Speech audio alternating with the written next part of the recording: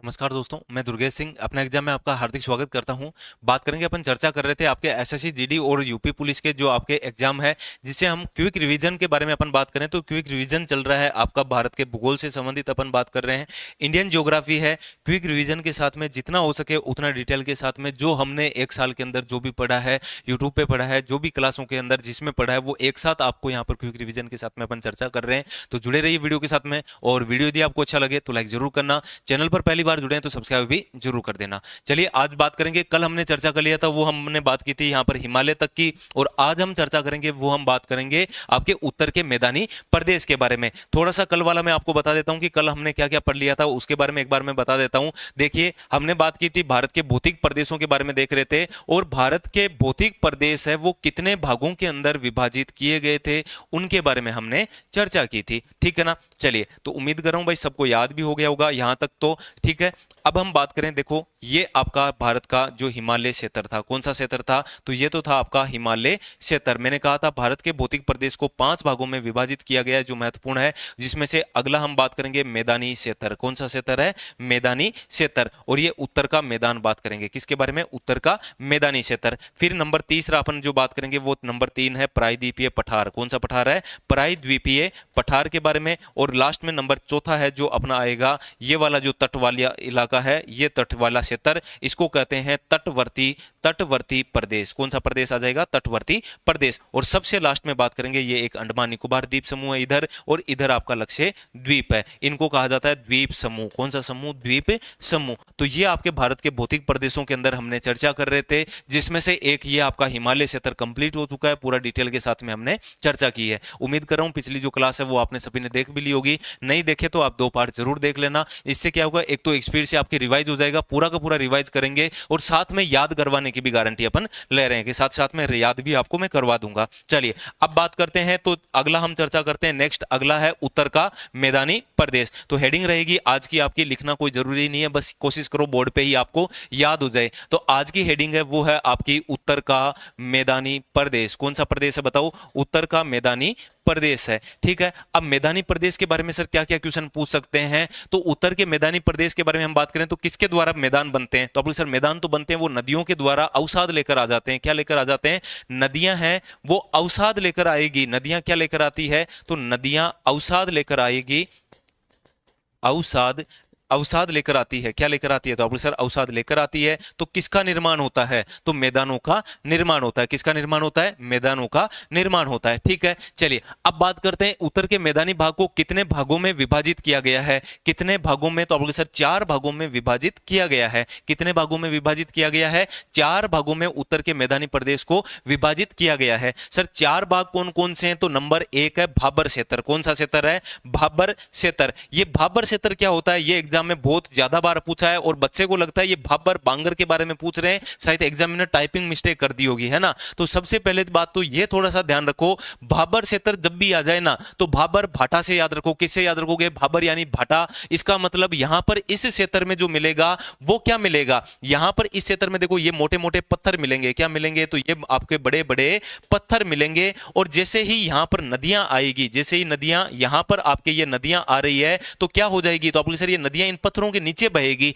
पत्थरों के नीचे बहेगी, इसका मतलब नदियां हो जाएगी वो विलुप्त हो जाती है। बताओ कहां पे नदियां विलुप्त हो जाती है, ये एग्जामिनर क्वेश्चन पूछता है, और पूछेगा आपसे कि बताओ कहां पर नदियां विलुप्त हो जाती है। तो लिख लो भाई, यहां पर आपके नदियां होती है वो विलुप्त हो जाती है। सर ये भाबर क्षेत्र मिलेगा कहां पर हमें, तो ये शिवालिक वाले गिरिपाद में मिलेगा। कहां पर मिलेगा? शिवालिक का गिरिपाद है, वहां पर आपको गिरिपाद में बताओ क्या मिलेगा, तो गिरिपाद के अंदर भाबर क्षेत्र मिलता है। बोलो उत्तर का मैदानी प्रदेश को 4 भागों में बांटा, जिसमें से पहला भाग कौन सा है? भाबर क्षेत्र। सर भाबर क्या होता है? भाबर को भाटा से याद रखो, चारों ओर कंकर पत्थर है, नदियां इनके नीचे बहती है, नदियां विलुप्त हो जाती है, दिखती नहीं है, उसको भाबर कहते हैं। ये एग्जाम में क्वेश्चन काफी बार पूछा जाता है। ठीक है, कहां पे मिलेगा ये भाबर क्षेत्र? शिवालिक के गिरिपाद। सर शिवालिक कहां पर है? तो मैंने आपको कल ही बताया था, देखो ये महान हिमालय और फिर ये शिवालिक आ जाएगा। कौन सा? तो सर ये शिवालिक। इसका मतलब इस क्षेत्र में भाबर क्षेत्र मिलेगा। क्या मिलेगा? ये भाबर क्षेत्र हो गया। ठीक है ना। तो आप बोले सर ओके कोई दिक्कत नहीं है भाबर के अंदर। नेक्स्ट अगला हम बात करते हैं तराई क्षेत्र के बारे में। तराई क्षेत्र नंबर 2 लिखते हैं और नंबर 2 हो जाएगा आपका तराई। कौन सा प्रदेश? तो आप बोले सर तराई प्रदेश। भाबर के बाद में अब नदियां हैं कि भाई यहां पर तो सर पत्थर ही नहीं है, यहां पर पत्थर नहीं है, तो अब क्या होगा, नदियां ऐसे फैल जाएगी, नदियां आएगी ना ये, क्योंकि नदियां इतनी देर तो पत्थरों के नीचे नीचे बह रही थी, बिल्कुल बह रही थी। अब नदियां जैसे ही फैल गई, इसका मतलब क्या है, ये क्षेत्र होगा तराई क्षेत्र। यानी भाबर के बाद में जो क्षेत्र आता है उसको तराई क्षेत्र के नाम से जाना जाता है। एग्जामिनर का काफी बार क्वेश्चन यहां से उठाता है और पूछता है कि बताओ कौन से आपके उत्तर के मैदान के अंदर कौन से क्षेत्र में दलदली क्षेत्र है। कौन सा क्षेत्र? दलदली क्षेत्र है। तो आप बोले सर दलदली क्षेत्र है वो तराई क्षेत्र है। कहां पे है? भाबर के नीचे का जो क्षेत्र है वो दलदली क्षेत्र है। और नदियां कहां पे पुनः प्रकट होती है, नदी के बारे में हम बात करें तो ये नदी पुनः प्रकट कहां पे हुई? पुनः प्रकट होती है वो तराई क्षेत्र में पुनः प्रकट हो जाती है। ये आपका उत्तर के 2 भाग हो गए, मैदानी प्रदेश को भागों में भाबर और तराई क्षेत्र हो गया। समझ में आ गया? तो आप बोल सर ठीक है। नेक्स्ट अगला हम बात करें तो अब नदियां सर कंटिन्यू चलने लग जाएगी। अब नदियां क्या हुई, तो अब नदियां है वो कंटिन्यू ऐसे चलने लगी। तो ये रोज जहां से बह रही है तो आप सर इस क्षेत्र में मिट्टी लेकर आएगी। इस क्षेत्र में क्या लेकर आई? मिट्टी। कभी कभी नदियां आई, ये इधर से आई, ये दोबारा इसमें 20 साल 50 साल 100 साल तक आई नहीं सर इधर से, तो फिर यहां पे भी मिट्टी तो जमा हुई ना, तो एक बार मिट्टी जमा हो गई, एक बार मिट्टी। तो ये तो 100 वर्षों में एक बार आई, तब मिट्टी जमा हो गई, ये हर बार लेकर आ रही है मिट्टी यहां पर। इसके बारे में बात करते हैं तो इसके बारे में यहां से क्वेश्चन सीधा सीधा उठाता है और खादर और बांगर के बारे में पूछते हैं। तो भाबर तराई क्षेत्र दोनों समझ में आ गए, तो आप लोग से ठीक है। इसके बाद में का जो क्षेत्र आता है वो आता है, अगला हम बात करें बांगर क्षेत्र। कौन सा क्षेत्र आता है? एक तो खादर क्षेत्र है, एक बांगर क्षेत्र है। तो खादर और बांगर के बारे में दोनों के बारे में ये आपके एग्जामिनर क्वेश्चन उठाता है कि खादर क्या होता है, बांगर क्या होता है। तो खादर होता है वो आपके नवीन जलोढ़ मृदा होती है, नई जलोढ़ मृदा होती है, ठीक है ना। चलिए तो ये आपके होती है वो नई जलोढ़ मृदा। कौन सी मृदा है बताओ? नई जलोढ़ मृदा होती है, उसको कहते हैं, क्योंकि ये प्रति वर्ष नदियां हैं वो क्या लेकर आती है, नदियां प्रति वर्ष लेकर आती है, ठीक है ना। तो ये प्रति वर्ष मृदा जो लेकर आती है जलोढ़ मृदा, जिससे बताओ क्या, तो सबसे ज्यादा उपजाऊ होती है। ये क्या होती है? सबसे ज्यादा उपजाऊ होती है। कौन सी मृदा? खादर है। कौन सी? खादर। तो बांगर में कैसे याद रखें सर? बै बांगर, बै बूढ़ी मृदा। कैसी मृदा? बूढ़ी, यानी सर 100 वर्षों में एक बार आई होगी ये, 100 वर्षों में या 1000 वर्षों में एक बार आई होगी कभी। तो यहां पर बताओ नदियों द्वारा कौन सी मृदा है? ये जलोढ़ मृदा है। कौन सी मृदा है? ये भी जलोढ़, लेकिन ये प्राचीन मृदा है। लेकिन ये कैसी मृदा है? प्राचीन मृदा है। तो प्राचीन जलोढ़ मृदा को बांगर कहते हैं। यहां से एग्जामिनर 2-3 बार क्वेश्चन उठा लेता है नई और प्राचीन के बारे में। सर इनमें कंफ्यूजन हो जाता है तो बांगर को बूढ़ी बना दो, बांगर को क्या बना दोगे, तो आप सर बांगर को बूढ़ी बना देंगे तो दोबारा गलती नहीं करेंगे इनके अंदर। बोलो भाबर। भाबर इंपॉर्टेंट है। जो पहली बार बच्चा पढ़ता है ना उसको ऐसा लगता है कि एग्जामिनर, तो पता नहीं एग्जामिनर सही टाइपिंग में गलती कर दी होगी, वो बांगर पूछना चाहता है। वो क्या पूछना चाहता है? आपको क्या लगता है कि वो बांगर पूछना चाहता है, वो गलती से भाबर लिख दिया उसने, है ना। तो ये भाबर चीज अलग है, बांगर चीज अलग है, ठीक है। चलिए इतना सबको समझ में आया? तो आप बोलिए सर ओके कोई दिक्कत नहीं है। आओ भाई उत्तर का मैदानी क्षेत्र पढ़ रहे हैं। उत्तर के मैदानी क्षेत्र में 4 भाग थे, कौन कौन से थे उनको सबको समझ में आ गया होगा। अगला हम बात कर रहे हैं उत्तर के मैदानी क्षेत्र के अंदर, आपके उत्तर के मैदानी क्षेत्र के अंदर पंजाब का जो मैदान है, ठीक है ना। चलिए कौन सी अपना हेडिंग है उसके बारे में अपन देख रहे हैं। उत्तर का मैदानी क्षेत्र, कौन सा क्षेत्र बताओ? उत्तर का मैदानी क्षेत्र। उत्तर का मैदानी क्षेत्र। उत्तर के मैदानी क्षेत्र के अंदर नंबर 1 है अपना पंजाब का मैदान। कौन सा मैदान है बताओ? पंजाब का मैदान है, पंजाब का मैदान। अब यहां से एग्जामिनर पक्का किसी ना किसी शिफ्ट में, वेरी वेरी इंपॉर्टेंट कर लेना भाई इसको, किसी ना किसी शिफ्ट में पक्का आएगा। नहीं आए तो मेरे को बता देना कि सर ये वाला क्वेश्चन नहीं आया था। चाहे कोई भी एग्जाम दे लेना, ये पक्का एग्जामिनर का फेवरेट क्वेश्चन रहता है यहाँ पर, ठीक है ना। चलो तो अब देख लेते हैं भाई इसके बारे में कि इनमें से क्या क्या कौन कौन से क्षेत्र आएंगे इनके बारे में। एक बार जितने भी जुड़े हैं वीडियो को लाइक कर दीजिए। ओके सर क्वेश्चन कौन से क्वेश्चन पूछ रहे हैं आप, ठीक है। चलो अब देखते हैं कि सर यहाँ पर कौन कौन से हैं। तो मैंने आपको कहा पंजाब का मैदानी क्षेत्र है, तो पंजाब में 5 नदियां हैं। कितनी नदियां? 5 नदियां हैं। सबसे पहले ये नदी है सिंधु नदी। कौन सी नदी है बताओ? तो आप बोलिए सर सिंधु नदी है। सिंधु नदी के बाद में अगला हम नदी के बारे में चर्चा करें तो यहां पर आती है झेलम नदी। कौन सी नदी है ये? तो ये नदी है वो झेलम नदी है, ठीक है। चलिए झेलम के बाद में हम बात करेंगे, यहां पर एक नदी है जिसको कहते हैं चिनाब नदी। कौन सी नदी है ये? तो ये नदी है वो है चिनाब नदी। इसके बारे में हम चर्चा कर लेते हैं। तो ये नदी है आपके चिनाब नदी हो जाएगी। ठीक है, इसके बाद में यहां पर एक नदी आकर मिलती है, यहां पर क्या मिलती है, तो आप बोले सर यहां पर भी एक नदी आकर मिलती है। अब ये इंपॉर्टेंट कर लेना, देखो जिसको ये डायग्राम याद हो गया तो उसके कहीं पे दिक्कत आएगी नहीं। ठीक है, ये झेलम हो गई, ये चिनाब हो गई, ये आ गई रावी नदी। कौन सी नदी है बताओ, रावी नदी। फिर यहां पर एक नदी और आती है, उसके बारे में अपन चर्चा करते हैं, और ये नदी है देखो व्यास नदी। कौन सी नदी है बताओ, तो आप बोले सर ये नदी है व्यास नदी, ये नदी है आपकी व्यास नदी। ठीक है, और ये व्यास नदी किसमें जाकर मिलती है, तो व्यास नदी मिलती है वो आपके सतलज नदी में मिलती है। किस में मिलती है, सतलज नदी में मिलती है। सर एग्जामिनर कैसा क्वेश्चन उठाएगा वो बताओ हमें। तो पंजाब के मैदानी क्षेत्र से एग्जामिनर क्वेश्चन ये उठाता है और सीधा सीधा पूछता है कि बताओ सिंधु और झेलम के मध्य का ये जो मैदान है ना, इस मैदान को क्या कहते हैं। यही एग्जामिनर क्वेश्चन आपसे उठाएगा और सीधा सीधा पूछेगा कि बताओ ये सिंधु और झेलम के मध्य ये वाला जो मैदान है इसको क्या कहते हैं। एग्जामिनर क्वेश्चन उठाएगा झेलम और चिनाब के मध्य जो मैदान है इस मैदान को क्या कहते हैं। फिर क्वेश्चन उठाएगा चिनाब और रावी के मध्य ये मैदान है इसको क्या कहते हैं। ठीक है, रावी और व्यास के मध्य ये मैदान है इसको क्या कहते हैं, और सतलज और व्यास के मध्य है इस मैदान को क्या कहते हैं। ये एग्जामिनर क्वेश्चन उठाता है। फिर अपन सोचते हैं कि सर ये पता नहीं कहां से क्वेश्चन आ गया।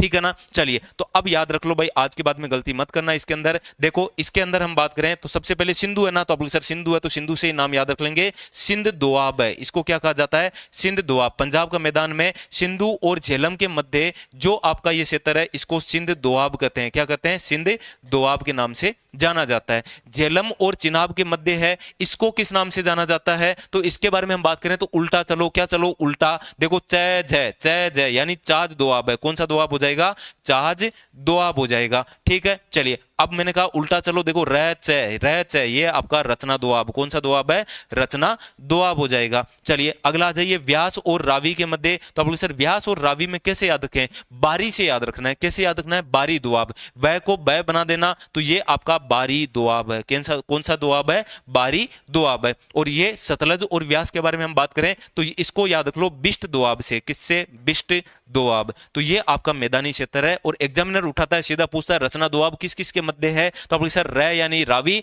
चै यानी आपके आपके ये चिनाब नदी हो जाएगी। ठीक है, इतना याद रखना पड़ेगा आपको, इंपॉर्टेंट है, ये एग्जाम में काफी बार क्वेश्चन पूछा जाता है। ठीक है ना, चलिए सिंध दोआब बिल्कुल सही कह रहे हैं, जेनिस का, अभय का, और बिल्कुल देवशिला क्वेश्चन कौन से हैं, क्वेश्चन पता नहीं कौन से क्वेश्चन कह रहे हैं आप।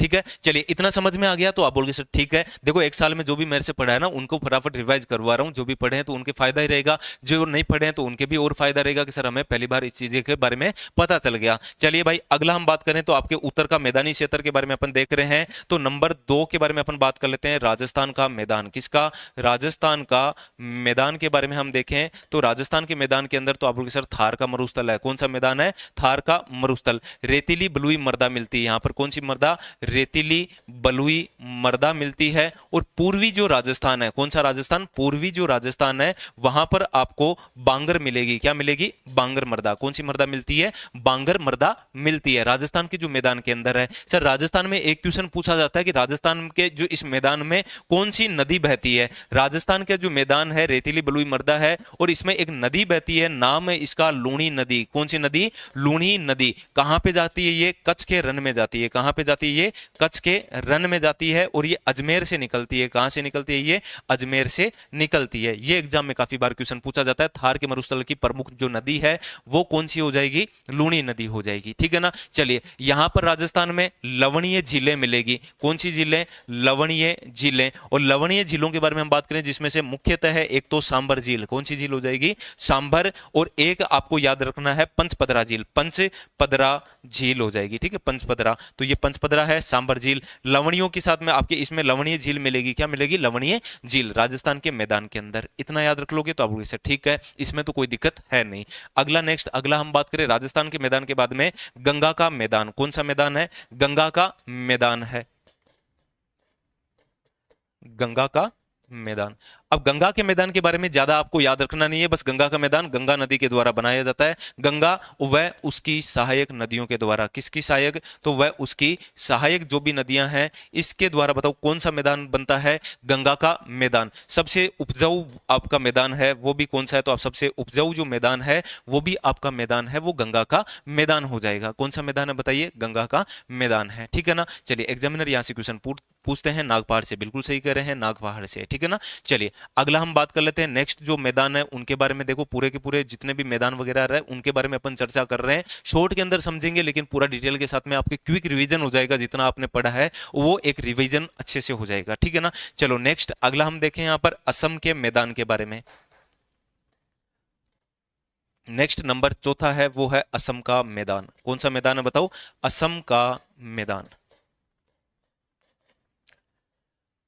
असम का मैदान, मैदानों के बारे में देख रहे हैं, कौन सा मैदान कौन सी नदी के द्वारा बनाते हैं उनके बारे में एग्जाम में क्वेश्चन पूछा जाता है। असम का मैदान के बारे में हम देख लेते हैं, तो ये ब्रह्मपुत्र नदी है। कौन सी नदी है बताओ, ब्रह्मपुत्र नदी के द्वारा ये आपके मैदान का निर्माण होता है, ठीक है। इसी के साथ में हम देख लेते हैं यहाँ पर, तो आप बोलोगे सर यहाँ पर माजुली द्वीप है, कौन सा द्वीप है, ब्रह्मपुत्र नदी है, वो कौन से द्वीप का निर्माण करती है, तो आप बोलोगे सर ये माजुली द्वीप है। कौन सा द्वीप है बताओ, माजुली द्वीप है, ठीक है। तो ब्रह्मपुत्र नदी माजुली द्वीप का निर्माण करती है, एग्जाम में काफी बार क्वेश्चन पूछा जाता है। और ब्रह्मपुत्र नदी है वो असम के अंदर रैंप घाटी से होती हुई बहती है। कैसे बहती है, रैंप करती हुई ऐसे चलती है। तो ये रैंप घाटी, कौन सी घाटी, रैंप घाटी कौन सी है, तो आप सर रैंप घाटी है, ब्रह्मपुत्र नदी पे है, असम में है। कहां पर, असम के अंदर है, ठीक है। तो ये आपके असम का मैदान है। मैदानों के अंदर बस इतनी सी चीजें आपको याद रखनी है, इससे बाहर क्वेश्चन नहीं जाएगा। मैदानों की इतनी गारंटी के साथ मैं कह रहा हूं कि मैदानों में से सिर्फ इतना चीज आपको यदि याद है तो आपको आराम से कहीं पे भी दिक्कत आएगी नहीं, ठीक है ना। चलिए कौन सी फसल होती है, कौन सी फसल होती है, चावल होता है यहाँ पर, गन्ना होता है ना, और गेहूं होता है, सरसों होती है, सभी होते हैं ना। फसल कौन सी होती है, ये वाला क्वेश्चन तो आपने अलग ही तरीके से क्वेश्चन पूछा है। चलिए अब बात कर रहे थे अपन, देखो पहला हमने पढ़ा उत्तर का मैदान कंप्लीट, क्योंकि देखो मैंने कहा था कि कल हमने पढ़ा था वो आपका कौन सा पढ़ लिया था, हिमालय कंप्लीट हो गया। आज उत्तर का मैदान था, इतना ही था। उत्तर के मैदान में कुछ भी नहीं। उत्तर के मैदान में लोग ऐसे डरते हैं कि सर उत्तर के मैदान में पता नहीं क्या क्या पढ़ना है, कुछ नहीं पढ़ना। एक तो उत्तर के मैदान के अंदर पढ़ना है कि कौन कौन से भाग है, किसके द्वारा बनाते हैं भाग, ये भाबर इंपोर्टेंट कर लेना, फिक्स है क्वेश्चन। तराई से तर, तो आप सर भाबर तो भाटा पत्थर, पत्थर है यानी नदियां विलुप्त हो जाएगी, शिवालिक के गिरिपाद में मिलेगा। तराई दलदली क्षेत्र है और नदियां पुनः प्रकट हो जाती है। फिर खादर और बांगर, बांगर बूढ़ी मर्दा, इसका मतलब ये नई मर्दा है, ठीक है। नदियां प्रतिवर्ष मर्दा लेकर आती है, ये हो जाएगा। फिर उत्तर के मैदान में पंजाब का जो क्षेत्र है यहां से क्वेश्चन पक्का आ जाता है, तो ये याद रख लेना भाई, सिंध दोआब कौन सा है, चाच दोआब कौन सा है, उसके बाद में बारी दोआब कौन सा है, रत्ना दोआब कौन सा है और बिष्ट दोआब कौन सा है, ठीक है। चलिए उसके बाद में राजस्थान का मैदान के बारे में हम बात करें तो रेतीली बलुई मर्दा, पूर्वी क्षेत्र आपका यहाँ पर बांगर मिल जाएगी। लूणी नदी यहाँ पर मुख्यतः नदी है, कच्छ के रन से, आपके कच्छ के रन में जाती है, अजमेर के नागपाड़ से ये निकलती है। और लवणीय झीलें मिलेगी, वो सांबर और पंचपदरा यहाँ पर मिलेगा, ओके, ठीक है ना। चलिए कमेंट पढ़ो, पहले कभी नहीं पढ़ा, ठीक है, गुड। ये मैंने कभी नहीं पढ़ा, अच्छा आपने कभी नहीं पढ़ा, मैंने 1 साल से पढ़ा दिया ना, 1 साल पहले पढ़ा दिया था ये, सोचो। अब आप ये तो क्विक रिवीजन है, इस क्लास की सोच लो, जिसने ये क्लासें ली है या क्विक रिवीजन करना है उसके लिए तो शानदार है।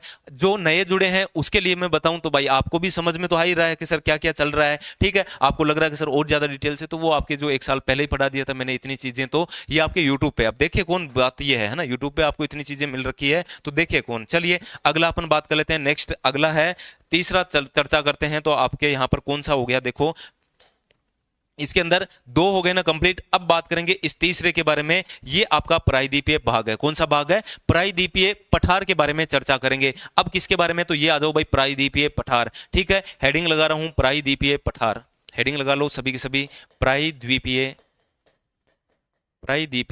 पठार, ठीक है। चलो आ जाओ भाई, प्रायद्वीपीय पठार के बारे में क्या क्या है प्रायद्वीपीय पठार में सर, इनके बारे में अपन थोड़ी सी चर्चा करते हैं। प्रायद्वीपीय पठार कौन सा है, तो आप बोलोगे सर ये वाला ही तो है प्रायद्वीपीय पठार, अपना भारत का ये वाला जो क्षेत्र है इसको क्या कहते हैं, प्रायद्वीपीय पठार कहते हैं। कहां पर है ये, तो भारत के दक्षिण में स्थित है। कहां पर स्थित है ये, तो भारत के दक्षिण में स्थित है। कहां पर स्थित है ये, भारत के दक्षिण में, भारत के दक्षिण में स्थित है, कहां पर स्थित है ये? भारत के दक्षिण में स्थित है। ठीक है, लिख लिया यहां पर। तो अब सर ये भारत का दक्षिण भाग है, इस भारत के दक्षिण में प्रायद्वीपीय पठार स्थित है। एक तो ये चीज हो गई। ठीक है सर, ये किसका भाग है ये इंपॉर्टेंट कर लेना भाई। सबसे ज्यादा एग्जामिनर का यदि कोई फेवरेट क्वेश्चन है ना तो यही पूछता है कि ये प्रायद्वीपीय भाग नंबर 3 है वो किसका भाग है? किसका भाग है? गोंडवाना लैंड का भाग है। किसका भाग है बताओ? तो ये है आपका गोंडवाना लैंड का भाग है। किसका भाग है बताओ? गोंडवाना लैंड का भाग है। ठीक है ना, कौन? प्रायद्वीपीय पठार है। ठीक है, चलिए सबसे बड़ी भौगोलिक इकाई कौन सी है? भौतिक प्रदेश में नहीं, सबसे बड़ी भौगोलिक इकाई के बारे में हम बात करें। पूरा जो दक्षिण भारत है पूरा बड़ी भौगोलिक इकाई है ना, तो बिल्कुल भाई बिल्कुल सही है भारत की। तो भारत की सबसे बड़ी भौगोलिक इकाई है ये, भारत की सबसे बड़ी भौगोलिक इकाई।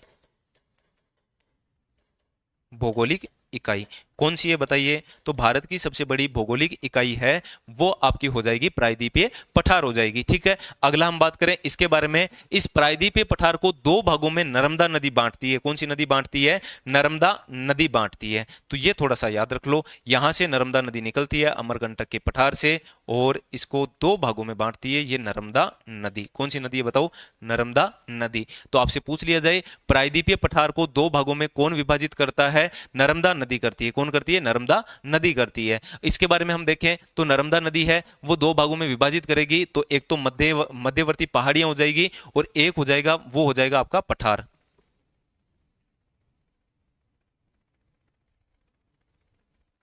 बिल्कुल ठीक है, चलिए एक कौन से हो जाएंगे यहां पर अपन बात करें मध्यवर्ती पहाड़ियां।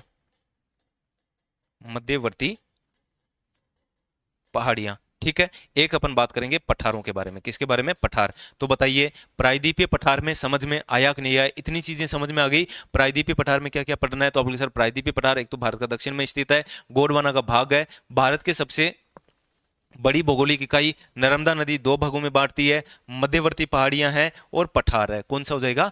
पठार है। ठीक है,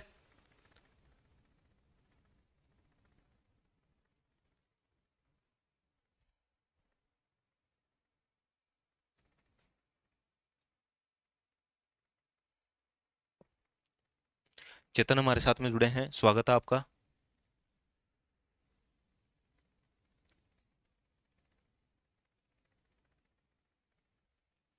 ठीक है ना, चलिए अब बात करते हैं देखो एक एक के बारे में कि ये मध्यवर्ती पहाड़ियां कौन कौन सी है, मध्यवर्ती पहाड़ियां कौन सी है और पठार कौन कौन से हैं यहां पर, इनके बारे में चर्चा करेंगे। ठीक है, चलिए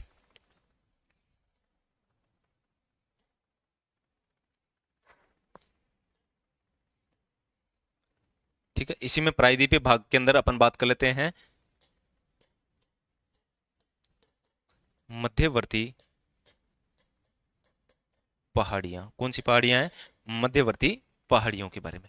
अब मध्यवर्ती पहाड़ियां देखिए प्रायद्वीपीय भाग के अंदर कौन कौन सी मध्यवर्ती पहाड़ियां उनके बारे में अपन चर्चा करें। सबसे पहले तो एक बार थोड़ा सा देख लो भाई, मैप के साथ में आपको याद हो जाए तो अच्छी बात है कि कौन सी पहाड़ियां कहां पर स्थित है। ठीक है,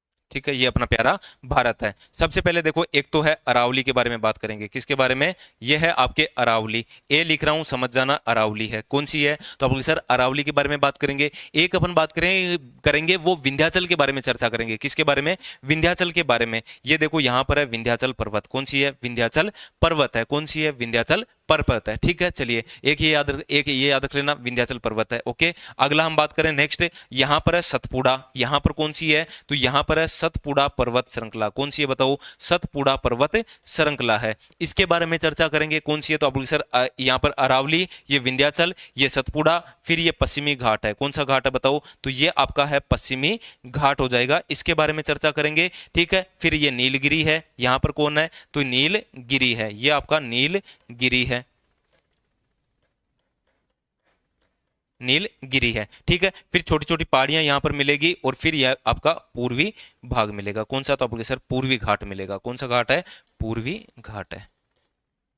इनके बारे में पूरी देखो पहाड़ियों के बारे में चर्चा करेंगे कि कौन सी पहाड़ी कहाँ पर है, कौन सी पहाड़ी कहाँ पर है, इसके बारे में अपन चर्चा कर लेते हैं। तो सबसे पहले मध्यवर्ती पहाड़ियां अरावली, विंध्याचल, ये आपका कौन सा हो जाएगा, सतपुड़ा हो जाएगा। कौन सा हो जाएगा, सतपुड़ा लिख रहा हूँ, पूरा लिख लो तो थोड़ा ध्यान रहेगा, सतपुड़ा है यहाँ पर। अगला पूरा डिटेल के साथ में चर्चा करेंगे अभी, है ना। फिर पश्चिमी घाट है, फिर नीलगिरी है, फिर यहाँ पर आपको अन्नामलाई की पहाड़ियां मिलेगी। कौन सी, अन्नामलाई की पहाड़ियां, ये आपके अन्नामलाई की पहाड़ियां। इसी में आपको मिलेगी इलायची की पहाड़ियां, इलायची की पहाड़ियां, है ना। तो ये अन्नामलाई की, इलायची की पहाड़ियां, ये आपको मिलेगी यहाँ पर बिल्कुल लास्ट में, बिल्कुल लास्ट में। बोलो भारत में पहाड़ियों के बारे में समझ में आया कि नहीं आया, कौन सी पहाड़ी कहां पर मिलेगी, इनके बारे में सबको समझ में भी आ गया होगा।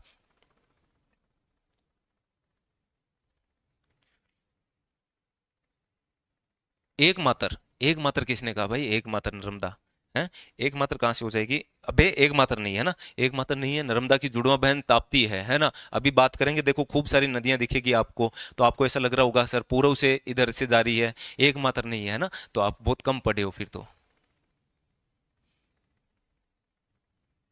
हाँ स्टेट बताओ, बिल्कुल शाबाश, इस ये बात बिल्कुल सही की आपने, स्टेट बताओ। ये तो मैं डायग्राम बता रहा हूँ अभी, तो क्या आपको पता होना चाहिए कहाँ पर कौन सी नदी है, ठीक है।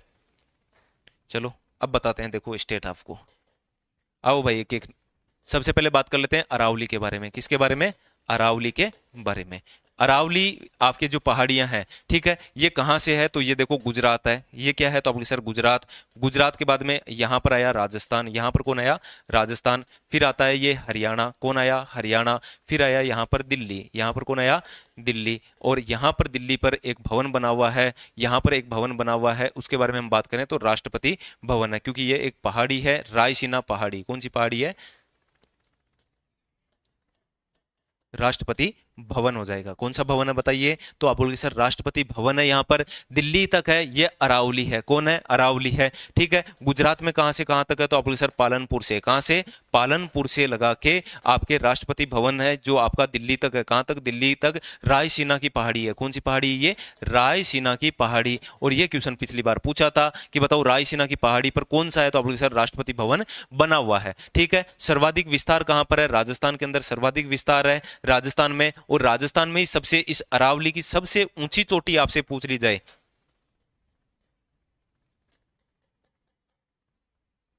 चलिए, तो राजस्थान में सबसे ऊंची चोटी आपसे पूछी जाए, अरावली की सबसे ऊंची चोटी कौन सी है, तो आप बोलोगे सर गुरु शिखर है। कौन सी शिखर है बताओ, तो गुरु शिखर है। बताओ याद रह जाएगा, तो आप बोलोगे सर गुरु शिखर तो याद रह जाएगा। ये आपके 1722 मीटर इसकी ऊंचाई है। कितनी ऊंचाई है, 1722 मीटर इसकी ऊंचाई है। इसी के बाद में हम बात करें दूसरे नंबर की कौन सी है, तो दूसरे नंबर की शेर है, ये याद रख लेना। और ये है आपके 1597 मीटर है। कितनी मीटर है, 1597 मीटर है, ठीक है। इसी अरावली के बारे में हम बात करें तो इसी अरावली को क्या कहा जाता है, आदिवासियों की शरण स्थली।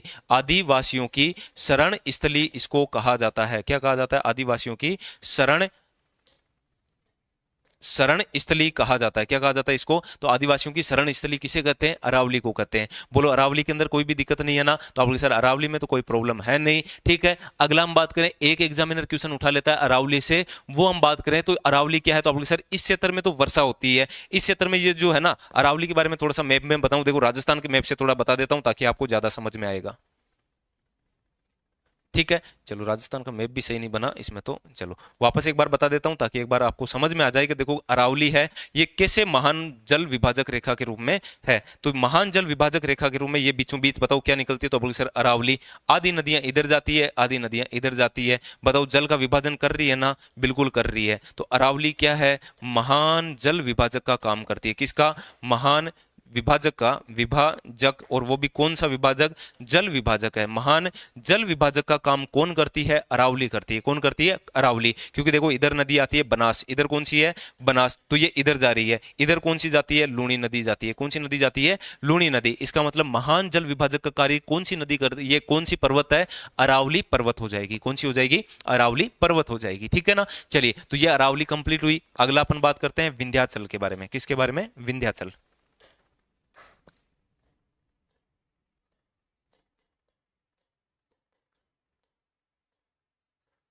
विंध्याचल पर्वत, पर्वतमाला। कौन सी माला है, विंध्याचल पर्वत माला।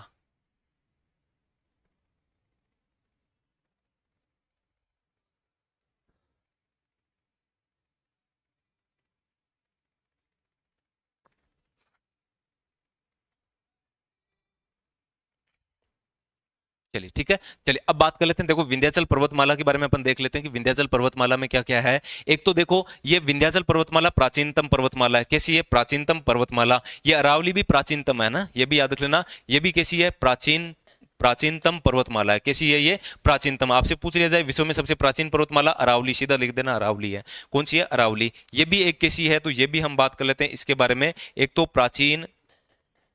प्राचीनतम पर्वतमाला है विंध्याचल। कैसी है? प्राचीनतम पर्वतमाला हो जाएगी, ठीक है ना। चलिए इसी के बारे में और हम बात करें विंध्याचल में। विंध्याचल की एक तो ऊंची चोटी पूछेंगे आपसे, ऊंची चोटी कौन सी है? विंध्याचल की ऊंची चोटी के बारे में हम बात करें तो गुडविल, इसकी गुडविल के बारे में हम बात करें तो गुडविल बताओ किसकी ऊंची चोटी है? तो ये विंध्याचल की ऊंची चोटी है। विंध्याचल की ऊंची चोटी कौन सी है? तो आप सर गुडविल है, ठीक है। किसके लिए प्रसिद्ध है इसके बारे में हम बात करें तो ये किसके लिए प्रसिद्ध है विंध्याचल? तो ये आपके हीरे के लिए प्रसिद्ध है। किसके लिए प्रसिद्ध है? हीरे के लिए प्रसिद्ध है। विंध्याचल के बारे में बात करें तो हीरे की खदानें यहाँ पर है, हीरे की खदानें, ठीक है ना। हीरे की खदान है वो आपके विंध्याचल के अंदर है। कहां से कहां तक है? चित्तौड़ से, कहां से? चित्तौड़ से लगा के सासाराम तक है। चित्तौड़ से सासाराम तक है। कहां तक? सासाराम। कहां पर है?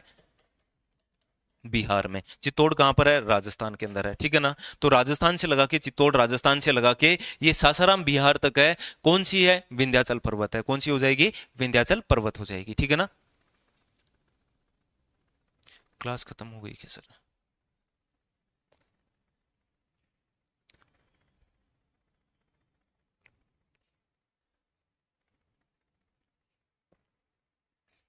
ठीक है,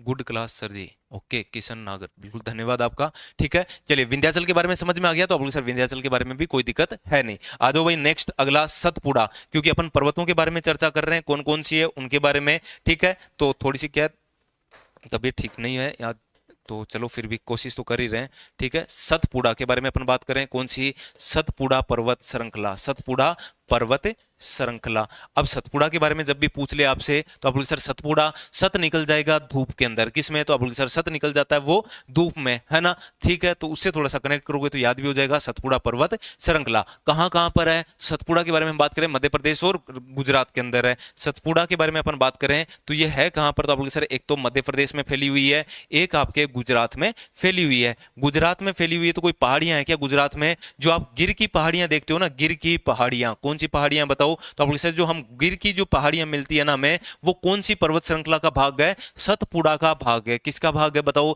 तो आप सर सतपुड़ा का भाग है, ठीक है ना। इसी के बाद में हम बात करें मध्य प्रदेश के अंदर तो आप सर मध्य प्रदेश में राजपीपला की पहाड़ियां, महादेव की पहाड़ियां और मैकाल की पहाड़ियां। आपने नाम सुना होगा, यहां पर काफी बार एग्जाम में पूछा जाता है मध्य प्रदेश में कौन कौन सी पहाड़ियां हैं। तो मध्य प्रदेश में राजपीपला, आपसे पूछ लिया जाए ना राजपीपला की पहाड़ियां कौन सी है? राजपीपला की पहाड़ियां।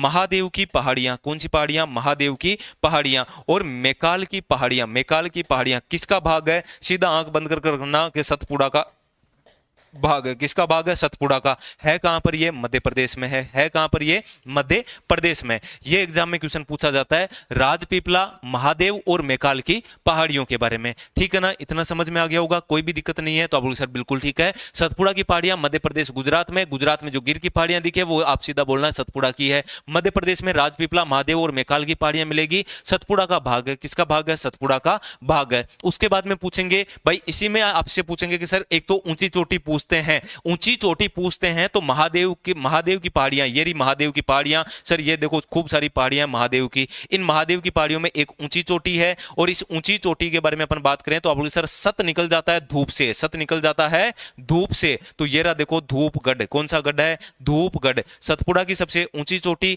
महादेव की पहाड़ियों के अंदर है, धूपगढ़ है। कौन सी गढ़ है? तो आप बोले सर धूपगढ़ हो जाएगी। समझ में आ गया तो आप बोले सर ठीक है, इसमें तो कोई दिक्कत है नहीं। महादेव की पहाड़ियों के अंदर ही पंचमढ़ी, कौन सी मढ़ी? तो आपके सर पंचमढ़ी है, ये भी आपको यहीं पे मिलेगी पंचमढ़ी, ठीक है ना। तो धूपगढ़, इसके बारे में हम बात करें, एक तो ये ऊंची चोटी है, क्या है? तो ऊंची चोटी है। इसके बारे में देखो क्विक रिवीजन के रूप में तो मैं ज्यादा लिखवाऊंगा नहीं, ठीक है, लेकिन पूरा का पूरा बोल के बता रहा हूं आपको कि धूपगढ़ क्या है। महादेव की पहाड़ियों के अंदर ही पंचमढ़ी मिलेगी। क्या मिलेगी?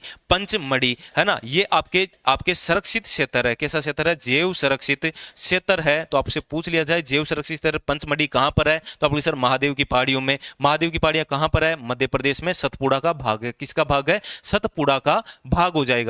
बोलो समझ में आया इतना? तो आप बोलो सर ठीक है, इसमें तो कोई दिक्कत है नहीं। नेक्स्ट अगला हम बात कर लेते हैं इसी के अंदर महादेव की पहाड़ियों के अंदर और चर्चा कर लेते हैं। तो यहां पर एक तो समझ में आ गया होगा कि सर ऊंची चोटी कौन सी है, धूपगढ़ है। ऊंची चोटी कौन सी है, धूपगढ़ है। ये पहली ऊंची चोटी है, तो दूसरी भी एग्जामिनर पूछ लेता है क्योंकि इंपॉर्टेंट है दूसरी। और दूसरी है वो आपके अमरकंटक हो जाएगी। कौन सी हो जाएगी, अमरकंटक। नाम तो सबने सुना होगा, तो आप लोग सर बिल्कुल सुना है। अमरकंटक से खूब सारी नदियां निकलती है, खूब सारी तो नहीं लेकिन महत्वपूर्ण जो 4 नदियां हैं वो तो पक्का याद रखना ही पड़ेगा आपको, ठीक है ना। चलिए तो बताओ भाई ये कौन सा, तो आप लोग सर अमरकंटक। अमरकंटक भी किसका भाग है, सतपुड़ा का भाग है। किसका भाग है, अमरकंटक सतपुड़ा का भाग है। याद रह जाएगा तो आप लोग सर ठीक है। अमरकंटक कहां पर है, अमरकंटक कहां पर है, तो आप लोग सर ये मेकाल की पहाड़ियों में स्थित है। किस में स्थित है, तो ये अमरकंटक एक तो मेकाल की पहाड़ियों में स्थित है। कौन सी पहाड़ियों के अंदर, मेकाल की पहाड़ियों में अमरकंटक स्थित है। सर यहां से क्या निकलती है, नदियां निकलती है। कितनी नदियां निकलती है, तो खूब सारी नदियां निकलती है, लेकिन आपको याद रखनी है 4 नदियां। कितनी,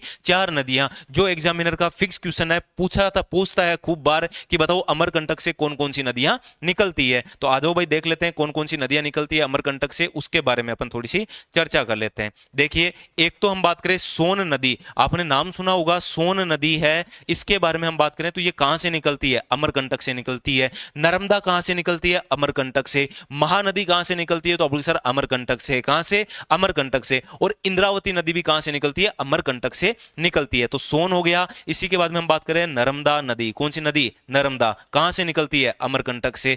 महानदी कहां से निकलती है, तो अब सर जो महत्वपूर्ण नदियां हैं उन्हीं के बारे में अपन बात करें, अमरकंटक से। और एक इंद्रावती नदी। अब सर ये इंद्रावती क्या बड़ी नदी है क्या, बिल्कुल भाई इंद्रावती बड़ी नदी है। और ये किसकी सहायक है, गोदावरी की सहायक नदी है। किसकी सहायक नदी है, ये गोदावरी की सहायक नदी है इंद्रावती नदी। तो ये इंपॉर्टेंट है भाई, एग्जामिनर का फेवरेट क्वेश्चन है यहां पर कि बताइए सोन नदी का उद्गम कहां से, अमरकंटक से। नर्मदा का उद्गम अमरकंटक से। महानदी का उद्गम अमरकंटक से। इंद्रावती का उद्गम अमरकंटक से। 4 महत्वपूर्ण नदियां हो गई, ये आपके उद्गम हो गया सतपुड़ा का। बोलो सतपुड़ा पर्वत में कहीं पे भी दिक्कत है तो आप पूछ सकते हैं कि सर सतपुड़ा में समझ में नहीं आया या कम समझ में आया, तो आप पूछ सकते हैं कि सर यहां पे वापस बता दो, ठीक है ना। चलिए अगला हम चर्चा कर लेते हैं नेक्स्ट पश्चिमी घाट के बारे में। बता दीजिए, यहां तो कुछ भी समझ में नहीं आया तो पूछ सकते हैं ना। देखो स्पीड रहेगी थोड़ी सी, तो उसके लिए डरना नहीं है कि सर स्पीड, क्योंकि मैंने भाई बहुत धीरे धीरे है ना ये सब कुछ बहुत सारी क्लासों के अंदर आराम से पढ़े है, आराम से पूरे एक एक नोट्स लिखवाए। फिर भी कोई दिक्कत नहीं है, आपने पहले की क्लासें नहीं देखी तो कोई बात नहीं, ऐसा कुछ अपन को वो है नहीं कि सर क्लासें जाकर देखनी है ना, आराम से देख लो, यूट्यूब पे पढ़िए। वो आपके प्रायद्वीपीय पठार के बारे में अपन चर्चा कर रहे हैं। तो प्रायद्वीपीय पठार तो आपके सर मध्यवर्ती पहाड़ियां, 2 भागों के अंदर, ये आपके नर्मदा नदी, मध्यवर्ती पहाड़ियां और पठार, इसके बारे में अपन चर्चा कर रहे हैं। सबसे पहले हमने मध्यवर्ती पहाड़ियों में देखा अरावली, विंध्याचल और सतपुड़ा, तीनों कंप्लीट हो गई। कितनी कंप्लीट हो गई, तो आपके सर 3 कंप्लीट कर दिया आपने इतनी जल्दी। तो आप अब पढ़ाओगे क्या, अब पढ़ाएंगे अपन आपके पश्चिमी घाट। कौन सा घाट, ये रहा पश्चिमी घाट। आप लोग सर ये रहा पश्चिमी घाट, ये रहा नीलगिरी, और ये आपकी छोटी छोटी नीचे पहाड़ियां दिखेंगी, उसके बारे में फिर बात करेंगे। पूर्वी घाट के बारे में, फिर किसके बारे में, पूर्वी घाट के बारे में चर्चा करेंगे, ठीक है ना। चलिए तो ये आपको समझ में आया, अरावली बताओ पूरी समझ में आ गई होगी। इसी के साथ में आपको विंध्याचल समझ में आया, प्राचीन ऊंची गुडविल है, हीरे की खदानें यहां पर, और चित्तौड़ से सासाराम तक है, ठीक है। फिर सतपुड़ा तो आप सर मध्य प्रदेश गुजरात, गुजरात में गिर है। फिर राजपीपला, और यहां पर महादेव और मेकाल की पहाड़ियां मिलेगी। राजपीपला ये सभी की सभी सतपुड़ा मध्य प्रदेश के अंदर है, बिल्कुल हम बात करें। महादेव की ऊंची चोटी धूपगढ़ है। पंचमढ़ी भी यहां पर है, जैव संरक्षित क्षेत्र है। मेकाल की ऊंची तो अब सर अमरकंटक है। अमरकंटक से नदियां निकलती है, कौन कौन सी नदियां निकलती है, ये एग्जामिनर क्वेश्चन उठा के आपसे सीधा सीधा पूछेगा। आ जाइए भाई पश्चिमी घाट के बारे में, कौन सा घाट है बताओ, तो अब सर पश्चिमी घाट है। लिखिए यहां पर हेडिंग है अगली आपके नंबर 4, पश्चिमी घाट। कौन सा घाट है बताओ, पश्चिमी घाट। चलो भाई पश्चिमी घाट के बारे में सीधा डायग्राम के साथ में याद रख लो कि अभी मैंने क्या कहा कि सर नर्मदा नदी 2 भागों में विभाजित करती है। तो इस नर्मदा को बनाओ भाई सबसे पहले कि सर ये नर्मदा नदी बनाओ आप, तो है ना, क्योंकि देखो नर्मदा नदी 2 भागों में बांटती है ना। ये देखो क्योंकि ऊपर की जो अब हो गई पहाड़ियां सारी की सारी, तो अब आएगी नर्मदा नदी। कौन आई, तो अब सर नर्मदा नदी आ गई। तो ये नर्मदा नदी के बारे में अपन बात कर रहे हैं, और ये नर्मदा नदी है, और ये आपका हो गया पश्चिमी घाट। कौन सा घाट है, पश्चिमी घाट, और ये आपका है नीलगिरी की पहाड़ियां। कौन सी पहाड़ियां बताओ? तो आप बोले सर ये तो है आपके नीलगिरी। ये कौन सी गिरी है? नीलगिरी की पहाड़ियां। ये आपके नर्मदा नदी हो गई। ठीक है सर, यहां तक तो कोई दिक्कत है नहीं। आगे अपन बात करें, ये बिल्कुल बीचों बीच से इसमें निकलती है 16 डिग्री चैनल। एग्जामिनर का फिक्स क्वेश्चन है, 16 डिग्री चैनल है, वो बताओ कहां पे है? 16 डिग्री चैनल, तो आप बोलिए सर ये पश्चिमी घाट है। पूरा का पूरा कौन सा घाट है बताओ? तो ये अपन बात कर रहे हैं पश्चिमी घाट के बारे में। कौन सा घाट है बताओ? पश्चिमी घाट। और पश्चिमी घाट में 16 डिग्री चैनल दो भागों में विभाजित करती है।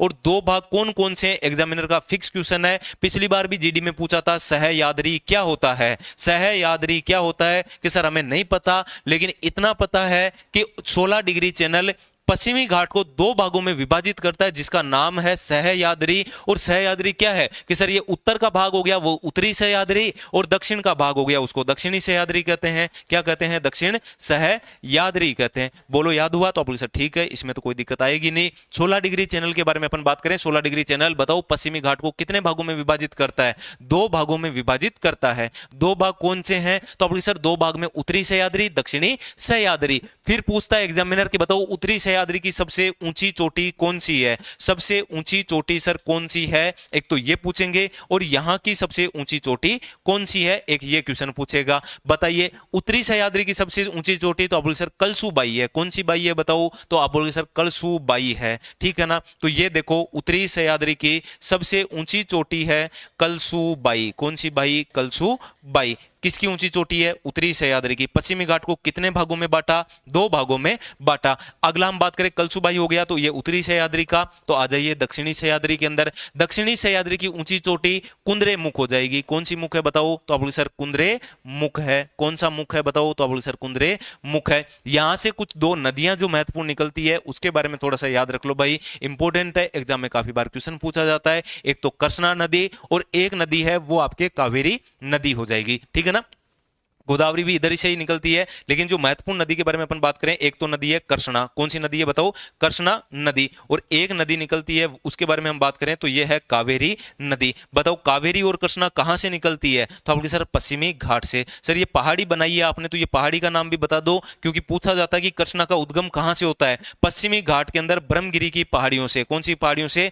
ब्रह्मगिरी की पहाड़ियों से आपके ये है वो आपके कृष्णा नदी का महाबलेश्वरम। एक मिनट रुकिए, कृष्णा नदी के बारे में हम बात करें तो ये आपके नहीं, ब्रह्मगिरी की तो कावेरी है, इसका कृष्णा का हो जाएगा वो महाबलेश्वरम होएगा। क्या होएगा? महाबलेश्वरम होएगा। क्या होगा? महाबलेश्वरम। ठीक है ना? तो कृष्णा नदी का उद्गम होता है वो महाबलेश्वरम से होता है। महाबलेश्वरम से होता है। तो कावेरी का उद्गम, तो कावेरी का उद्गम होता है वो आपके ब्रह्मगिरी से होता है। कहां से होता है? ब्रह्मगिरी से इसका ये उद्गम होता है। बोलो पश्चिमी घाट समझ में आया कि नहीं आया? पश्चिमी घाट यदि इतना समझ में आ गया तो इससे बाहर क्वेश्चन नहीं जाएगा आपका। पश्चिमी घाट के अंदर इंपॉर्टेंट है। और ये पश्चिमी घाट के बारे में अपन बात करें तो ये कुल 18 जो, अब हम बात करें भारत के अंदर, हम बात करें दो जैव आपके विविधता क्षेत्र है, जैव विविध क्षेत्र हॉट स्पॉट है, जिसमें से पहला एक हॉट स्पॉट का नाम है, पहला ये आपका फर्स्ट हॉट स्पॉट कौन सा है? आपसे पूछ लिया जाए ना, बताओ भारत में कितने हॉट स्पॉट है? तो आप बोलिए सर हॉट स्पॉट के बारे में अपन बात करें, संरक्षित क्षेत्र है ये। क्या है? तो हॉट स्पॉट के बारे में हम बात,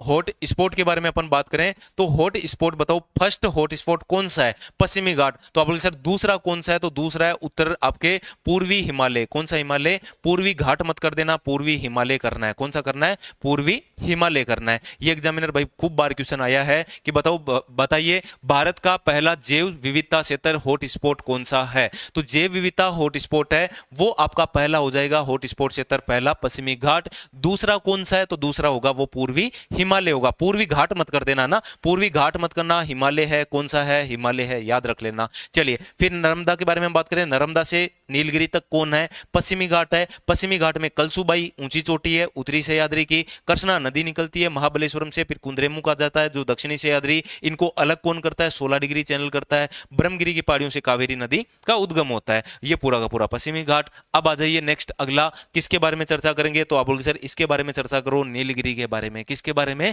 नीलगिरी के बारे में चर्चा करते हैं। तो नेक्स्ट अगला है आपका नीलगिरी की पहाड़ियां। कौन सी पहाड़ियां बताइए? तो नंबर 6 के बारे में अपन बात कर लेते हैं। नंबर 5 है शायद, नंबर 5 है ना, नीलगिरी की पहाड़ियां। नीलगिरी की पहाड़ियां। कौन सी पहाड़ियां बताइए? तो नीलगिरी की पहाड़ियां। नीलगिरी की पहाड़ियों के बारे में अपन बात कर लेते हैं। तो आप बोले सर अभी आपने बताया ये नीलगिरी की पहाड़ियां हैं, ये कौन है? नीलगिरी की पहाड़ियां। और नीलगिरी की पहाड़ियां कितने राज्यों के अंदर है? 3 राज्यों के अंदर है। कितने राज्य हैं? 3 राज्य हैं। ये तो है आपका कर्नाटक, ये तो कौन है? तो आप बोले सर कर्नाटक। ये है आपका केरल और ये है आपका तमिलनाडु। कौन सा है? तमिलनाडु है, तमिलनाडु है। ठीक है, इतना याद रख लोगे तो आप बोले सर ठीक है, इसमें तो कोई दिक्कत नहीं है। नीलगिरी की पहाड़ियों के बारे में आपसे पहला क्वेश्चन पूछेगा कौन कौन से राज्य के अंदर फैली हुई है? तो आप बोले सर फैली हुई है वो 3 राज्यों के अंदर है। इतना समझ में आया? तो आप बोले सर ठीक है। अब बात करें इस नीलगिरी के बारे में, तो ये नीलगिरी का काम क्या है? तो आप बोले सर नीलगिरी का काम, क्योंकि इधर से तो आती है वो पूर्वी घाट आता है, इधर से तो पश्चिमी घाट है, और इधर चल जाओगे तो सर पूर्वी घाट है। इसका मतलब ये जोड़ती है आपस में, क्या क्या करती है? जोड़ती है। किस किस को जोड़ती है? तो आप बोले सर ये रहा देखो पूर्वी घाट। ये कौन सा घाट है? तो ये तो है पूर्वी घाट। और ये कौन सा है? तो ये है आपका पश्चिमी घाट। ये कौन सा है? पश्चिमी घाट। तो इनको दोनों को आपस में भौगोलिक ग्रंथि के रूप में कौन जोड़ता है? भौगोलिक ग्रंथि के रूप में कौन जोड़ता है? ये एग्जामिनर का फेवरेट क्वेश्चन, पक्का क्वेश्चन पूछते हैं यहां से कि बताइए पश्चिमी घाट और पूर्वी घाट को जोड़ने वाली भौगोलिक ग्रंथि कौन सी है? तो भौगोलिक ग्रंथि है वो हो जाएगी आपके नीलगिरी की पहाड़ियां हो जाएगी। बोलिए समझ में आ गया? ठीक है, चलिए अगला हम बात करें इसके बारे में तमिलनाडु के अंदर। अब यहां पर नीलगिरी के अंदर सर क्या क्या क्वेश्चन आ सकते हैं? एक तो तमिलनाडु के अंदर हम बात करें टोडा जनजाति पाई जाती है, और टोडा जनजाति कहां की है ये एग्जामिनर क्वेश्चन पूछता है। क्या पूछेगा यहां से? तो आप सर तमिलनाडु के अंदर बात कर रहे हैं टी एन तमिलनाडु के बारे में। किसके बारे में? टी एन तमिलनाडु के बारे में।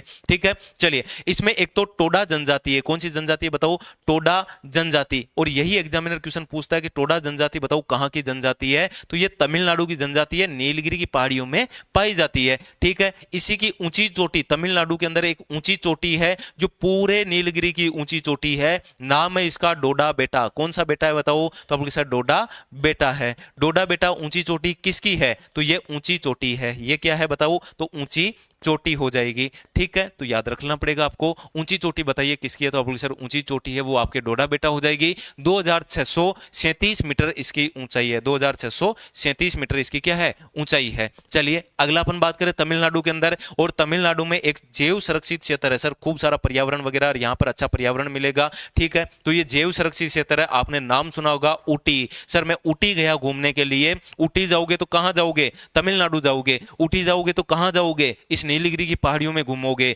ऊटी को कहा जाता है उदग मंडल के नाम से। किसके नाम से? उदग मंडल के नाम से जाना जाता है। किसके नाम से जाना जाता है? उदग मंडल के नाम से जाना जाता है। तो ऊटी कहां पर है? तमिलनाडु के अंदर है। क्या है ये? जैव संरक्षित क्षेत्र है। कैसा क्षेत्र है ये?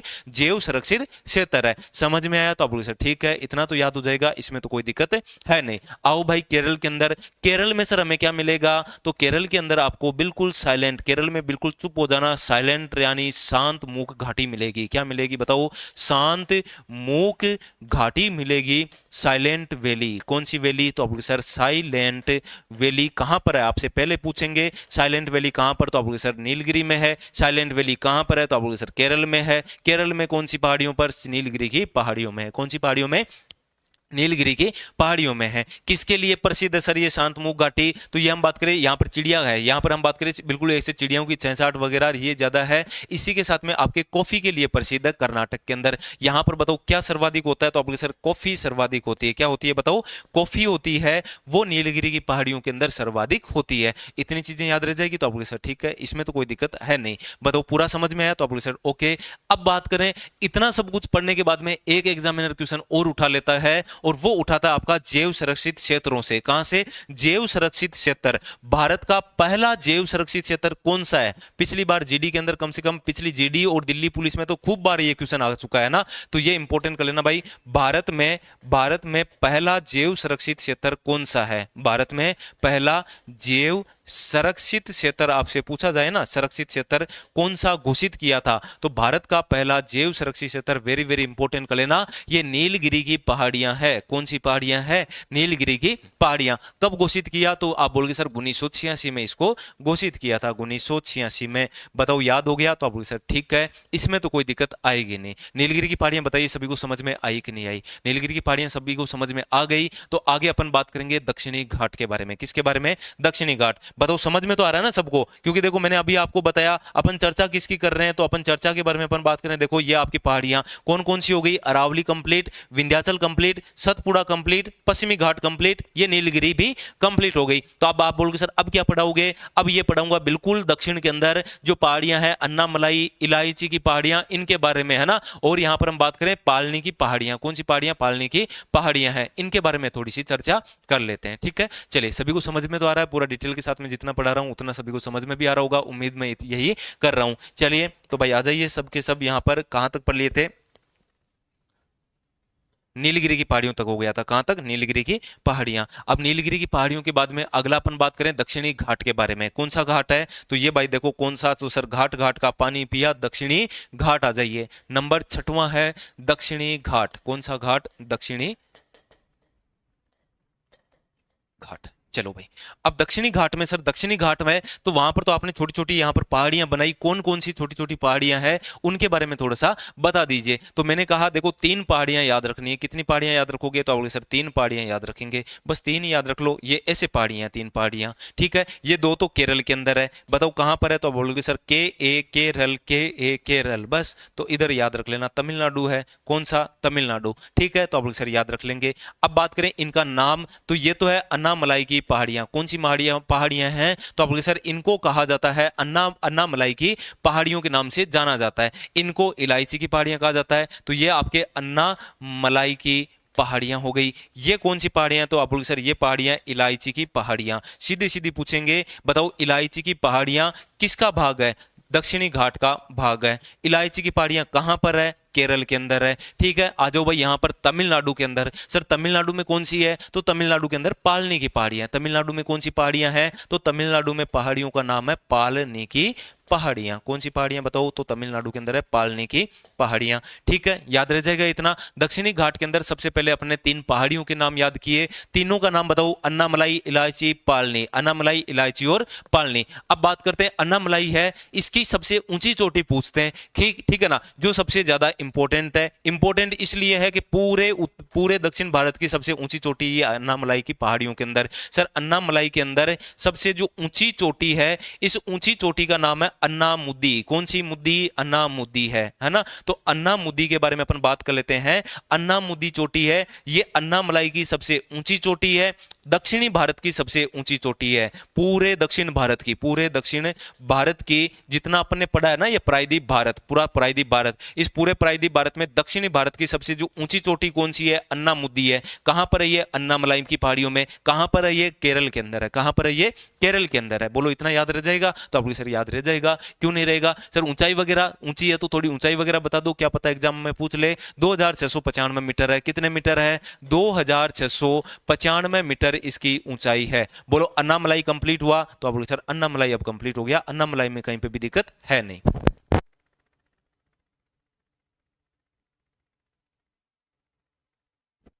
ठीक है, यहां तक सबको समझ में आ गया। तो अगला हम बात कर लेते हैं, नेक्स्ट अगला हम बात करें इलायची की पहाड़ियां। तो आप बोले सर इलायची की पहाड़ियां भी कहां पर है? केरल के अंदर है। इलायची की पहाड़ियां भी कहां पर है? केरल के अंदर है। किसके लिए प्रसिद्ध है? तो आप बोले सर नाम से ही पता चल रहा है, इलायची के लिए प्रसिद्ध है। और इलायची कौन सी इलायची है ना, कौन सी इलायची के लिए? छोटी इलायची के लिए प्रसिद्ध है। कौन सी है? छोटी इलायची के लिए प्रसिद्ध है। मसाला की सर्वाधिक यहां पर होती है। क्या होता है? तो आप बोले सर मसाला सर्वाधिक होता है दक्षिण भारत में। यहां पर दक्षिण भारत के अंदर ये आपके मसाला होता है सबसे ज्यादा, आपको सबको पता है, और छोटी इलायची के लिए ये प्रसिद्ध है। चलिए अब बात करें यहां पर इलायची की पहाड़ियों के अंदर, सर इसमें कोई विशेषता है क्या? कोई, ये तो नाम से ही पता चल गया कि इलायची की है तो इलायची की पहाड़ियां, कोई और कुछ विशेषता? भाई विशेषता जो इंपॉर्टेंट है, जो सबसे ज्यादा इंपॉर्टेंट है, अगस्तमलाई की पहाड़ियां। यहां पर कौन सी पहाड़ियां बताओ? तो आप बोले सर पहाड़ियों का नाम है एक, इसमें इलायची की पहाड़ियों में, ये एग्जामिनर का फेवरेट क्वेश्चन है और याद रख लेना। अगस्तमलाई की पहाड़ियां, कौन सी पहाड़ियां बताओ इसके अंदर? अगस्त मलाई की कौन सी है? अगस्त मलाई की पहाड़ियां। सर इससे क्या होगा? अगस्त मलाई की पहाड़ियां होने दो, अगस्त मलाई की पहाड़ियां। फिर एग्जामिनर का क्यों फेवरेट क्वेश्चन हुआ?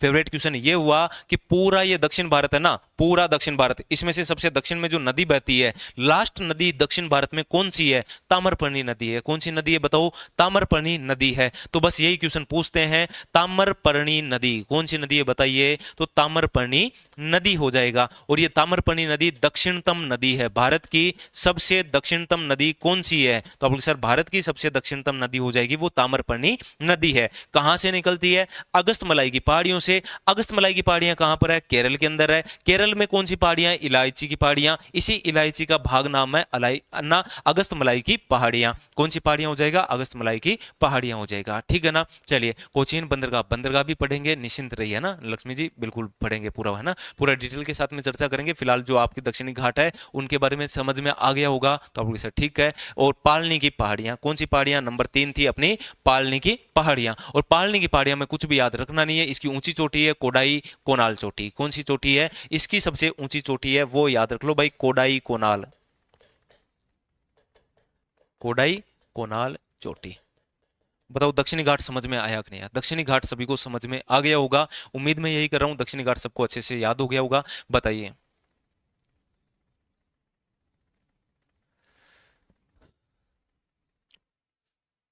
ये आपकी पहाड़ियां कंप्लीट हुई भाई। कौन सी कंप्लीट हो गई? पहाड़ियां हैं जितनी भी वो सारी की सारी कंप्लीट हो चुकी है।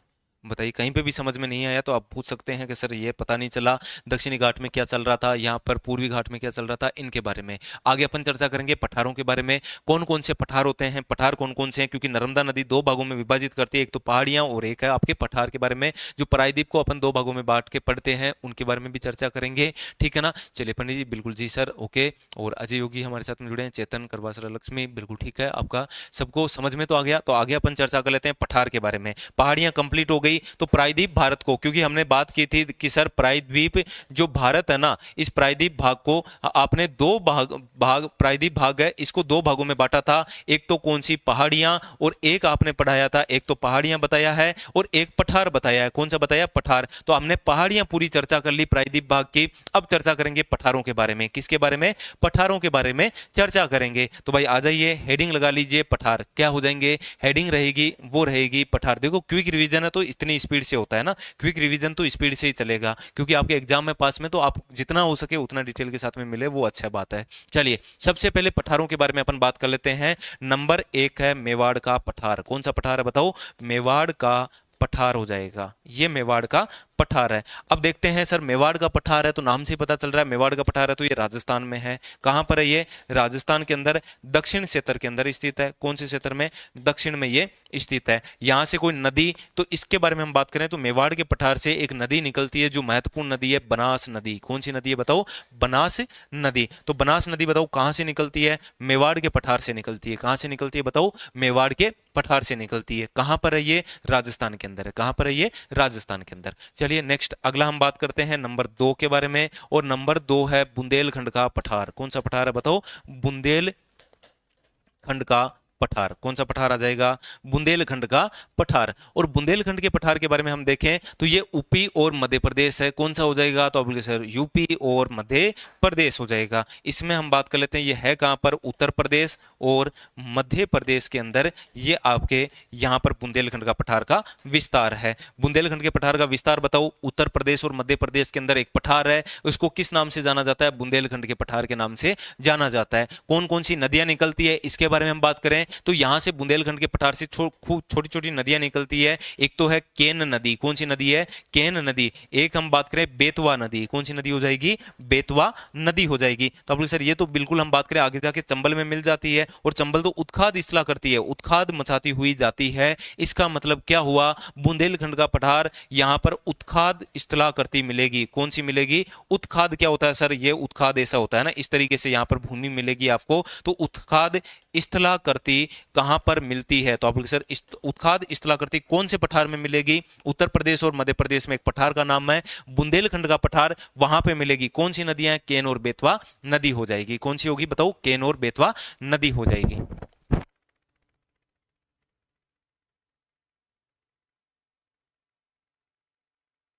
ठीक है, यहां तक सबको समझ में आ गया होगा। ओके, एमपी बिल्कुल, और यूपी चित्रकूट में बिल्कुल ठीक है। ओके, बनास नदी, खमनोर की पहाड़ियां, बिल्कुल खमनोर की पहाड़ियां हैं, ये आपको याद हो गया होगा। चलिए अगला अपन बात कर लेते हैं बुंदेलखंड के पठार के बारे में, और बुंदेलखंड के पठार सबको समझ में आ गया तो नेक्स्ट अगला अपन बात कर लेते हैं मेवाड़ का पठार। कौन सा पठार है बताओ? तो आप सर नंबर अगला लिखते हैं, आपका मेवाड़ का हो गया ना, तो मालवा का पठार चर्चा कर लेते हैं। कौन सा? मालवा का पठार। कौन सा पठार है बताओ? तो आप सर मालवा का पठार।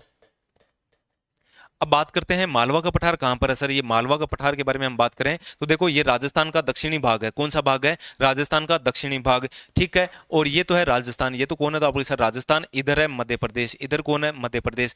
ये वाला क्षेत्र है, ये वाला क्षेत्र बताओ क्या कहलाता है? तो आप बोलिए सर मालवा का पठार कहलाता है, राजस्थान का दक्षिणी भाग। और यहां पर आपका हो जाएगा मध्य प्रदेश। तो इसका क्षेत्र बताओ क्या कहलाता है? मालवा का पठार कहलाता है। क्या कहलाता है? मालवा का पठार कहलाता है, ठीक है ना। अब बात करें इस मालवा के पठार के बारे में। एक तो क्षेत्र आपको सबको पता चल गया राजस्थान और मध्य प्रदेश में है। इसकी एक ऊंची चोटी पूछी जाती है, ऊंची चोटी कौन सी होगी? तो ऊंची चोटी है वो शिगार टॉप है। कौन सी टॉप है बताओ? तो आप बोलिए सर शिगार टॉप हो जाएगी। कौन सी टॉप है बताइए? Cigar top. बताओ किसकी ऊंची चोटी है? मालवा के पठार की ऊंची चोटी हो जाएगी, ठीक है ना। इतना याद रख लेना। इसमें कौन सी मृदा है? तो आप बोलिए सर राजस्थान में यहां पर काली मृदा, इधर भी काली मृदा है। तो इस मालवा के पठार में कैसी मृदा पाई जाती है? काली मृदा पाई जाती है। कैसी मृदा पाई जाती है? काली मृदा। और काली मृदा में सर्वाधिक क्या होता है? कपास होता है। क्या होता है? कपास। इसी काली मृदा को रेगुर मृदा के नाम से भी जाना जाता है। वैसे मृदा पढ़ेंगे तब और बताऊंगा मैं। रेगुर मृदा, काली कपासी मृदा कहते हैं इसको,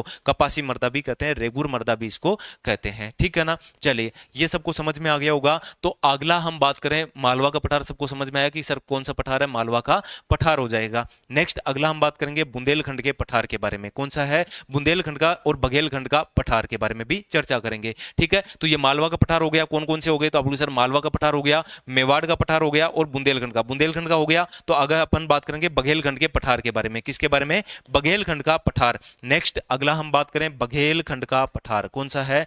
बघेलखंड का पठार। कौन सा पठार है बताओ? बघेलखंड का पठार। और बघेलखंड का पठार के बारे में मध्य प्रदेश और छत्तीसगढ़ में है। ये कहां पर है? बिल्कुल काली मृदा भारत में 15.25% पाई जाती है। बिल्कुल हम बात करेंगे काली मृदा तीसरे स्थान पर है ना। भारत में कौन से स्थान पर है? तो आप बोलोगे सर भारत में तीसरे स्थान पर जो मृदा है वो आपकी मृदा है कौन सी हो जाएगी? काली मृदा है। बात कर लेते हैं बघेलखंड के बारे में। बघेलखंड का पठार सर मध्य प्रदेश और छत्तीसगढ़ में है। ये कहां पर बताओ? तो आप बोलोगे सर ये है आपका मध्य प्रदेश और छत्तीसगढ़ के अंदर। छत्तीसगढ़ में कौन सा पठार स्थित है? तो बघेलखंड का पठार स्थित है। कौन सा पठार स्थित है बताओ? तो बघेलखंड का पठार स्थित है। से याद रह जाएगा तो आप ठीक है। इस बघेलखंड में कोई विशेषता? भाई लोहा खनिज सर्वाधिक निकलता है। यहां पर क्या निकलता है? लोहा अयस्क। कौन सा अयस्क है? लोहा अयस्क के लिए प्रसिद्ध है। किसके लिए प्रसिद्ध है? ये लोहा अयस्क के लिए कौन सा पठार प्रसिद्ध है? बघेलखंड। एग्जामिनर क्या क्वेश्चन उठाएगा सर? तो एग्जामिनर यही उठाएगा, बताओ मध्य प्रदेश और छत्तीसगढ़ में बताओ कौन सा पठार है? तो आप बोलिए सर ये पठार आपका बघेलखंड का पठार हो जाएगा। नेक्स्ट अगला जो इंपॉर्टेंट है, सबसे ज्यादा पिछली बार एग्जाम में आपकी जीडी में पूछा था, दंडकारण्य पठार के बारे में। किसके बारे में? दंडकारण्य पठार, ठीक है ना। अगला हम बात करते हैं दंडकारण्य पठार। कौन सा पठार है बताओ? दंडकारण्य पठार। ऐसा नहीं लग रहा कि सर ये दंड देगा क्या? बिल्कुल देते हैं, है ना। तो चलिए बताइए दंडकारण्य का पठार है कहां पर? तो ये आपसे पूछ लिया जाए तो दंडकारण्य का पठार है ओडिशा और छत्तीसगढ़ के मध्य है। कहां पर है? तो बोलिए सर ये है आपका ओडिशा और छत्तीसगढ़ के मध्य, ठीक है। कहां पर बताओ? ओडिशा और छत्तीसगढ़ के मध्य है, ठीक है ना। तो ओडिशा और छत्तीसगढ़ के मध्य कौन सा पठार स्थित है? दंडकारण्य का पठार स्थित है। इसका अन्य क्या क्या नाम है? इसको बस्तर का पठार भी कहते हैं, काला हांडी का पठार के नाम से भी जाना जाता है। किसके नाम से जाना जाता है? तो इसके बारे में हम बात करें दंडकारण्य पठार को, इसको बस्तर का पठार कहते हैं। तो बताओ कौन से पठार को बस्तर के पठार के नाम से जाना जाता है? तो बस्तर का पठार। ये अन्य नाम है ना, इसके अन्य नाम है। तो आपसे पूछ लिया जाए दंडकारण्य पठार को बस्तर का पठार कहते हैं, काला हांडी का पठार भी कहते हैं। क्या कहते हैं इसको? काला हांडी का पठार भी किसे कहा जाता है? तो दंडकारण्य पठार को कहा जाता है। कहां पर है ये? ओडिशा और छत्तीसगढ़ के अंदर है। किसके लिए प्रसिद्ध है? लोहा और आपके ये लोहा और हम बात करें इसी के साथ में बॉक्साइट के लिए प्रसिद्ध है, ठीक है ना। चलिए बिल्कुल ठीक है। हमारे साथ में करवासा लक्ष्मी और डोरवाल साहब, ठीक है। चलिए चेतन का बिल्कुल ठीक है। चलिए अब हम बात कर रहे थे दंडकारण्य पठार के बारे में, और दंडकारण्य पठार में आगे देख लेते हैं बस्तर का पठार हो गया, कालाहांडी का पठार हो गया। इसी के साथ में देख लेते हैं किसके लिए प्रसिद्ध है? तो लोहा अयस्क और बॉक्साइट के लिए प्रसिद्ध है। ये किसके लिए प्रसिद्ध है बताओ? तो लोहा अयस्क और आपके बॉक्साइट के लिए प्रसिद्ध है। किसके लिए प्रसिद्ध है? ये बॉक्साइट के लिए प्रसिद्ध है। ठीक है ना, तो ये प्रसिद्ध हो गया किसके लिए, दंडकारण्य पठार, ओडिशा, बस्तर का पठार, कालाहांडी। अन्य नाम हो गए लोहा, एसक और बॉक्साइट है, ये आपके इसके लिए प्रसिद्ध है। ठीक है ना, ठीक है। चलिए, तो आप बोले सर ये दंड का नाम से, तो आप बोले थे पहले बताए थे कि सर दंड देगा क्या, बिल्कुल दंड किसको देंगे, नक्सलियों को देंगे। ठीक है ना, तो बस नक्सली प्रभावित क्षेत्र है ये, कौन सा है, नक्सली प्रभावित क्षेत्र कौन सा है, आपसे पूछ लिया जाए ना, प्रभावी क्षेत्र कौन सा है, तो सबसे ज्यादा नक्सली कौन से पठार में रहते हैं, आपसे ये पूछ लिया जाए तो आप बोलोगे सर दंडकारण्य पठार में। कौन से पठार में, दंडकारण्य पठार में रहते हैं, याद रह जाएगा इतना। तो आप बोलोगे सर ठीक है, नक्सली प्रभावित क्षेत्र है, दंडकारण्य पठार है, ओडिशा, छत्तीसगढ़, बस्तर, कालाहांडी इसका अन्य नाम है, लोहा, एसक और बॉक्साइट के लिए जाना जाता है। ठीक है, चलिए नेक्स्ट अगला हम बात करें छोटा नागपुर का पठार। भाई इंपॉर्टेंट है, पक्का किसी ना किसी शिफ्ट में क्वेश्चन आएगा, छोटा नागपुर का पठार।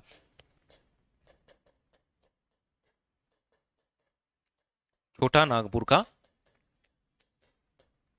पठार, कौन सा पठार है ये, छोटा नागपुर का पठार है। छोटा नागपुर के पठार के बारे में हम देख लेते हैं कि छोटा नागपुर का पठार, एक तो याद रखो झारखंड, उड़ीसा और आपके ये वेस्ट बंगाल के अंदर फैला हुआ है। फैला हुआ कहां कहां पर है, इसके बारे में अपन बात करें तो आप बोलोगे सर एक तो ये झारखंड के अंदर है, कौन सा खंड है, झारखंड। इसी के साथ में हम बात करें झारखंड के साथ में उड़ीसा हो जाएगा। ठीक है, उड़ीसा और आपका यह है वेस्ट बंगाल, कौन सा बंगाल, वेस्ट बंगाल। छोटा नागपुर का पठार बताओ कौन कौन सा फैला हुआ है, तो छोटा नागपुर का पठार झारखंड, उड़ीसा और वेस्ट बंगाल के अंदर ये फैला हुआ है। ठीक है ना, भारत में हम बात करें इस छोटा नागपुर के पठार को कहा जाता है भारत का रूर प्रदेश है। ये भारत का क्या है, तो आप बोलिए सर इसको कहा जाता है भारत का रूहर प्रदेश के नाम से, भारत का रूहर प्रदेश, रूहर प्रदेश कहा जाता है। तो आप बोले सर रूर प्रदेश का मतलब क्या होता है, ये रूर प्रदेश क्यों कहते हैं, क्या कारण है इसको रूर प्रदेश। भाई रूर एक क्षेत्र है, रूर क्या है, तो आप बोले सर एक क्षेत्र है। तो आप बोले सर ये क्षेत्र कहां पर है, जर्मनी में है। भाई ये क्षेत्र कहां पर क्षेत्र है, ये एग्जामिनर आजकल क्वेश्चन उठाया था, अभी एक दो आपके कुछ 5-6 महीने पहले एक एग्जाम हुआ था,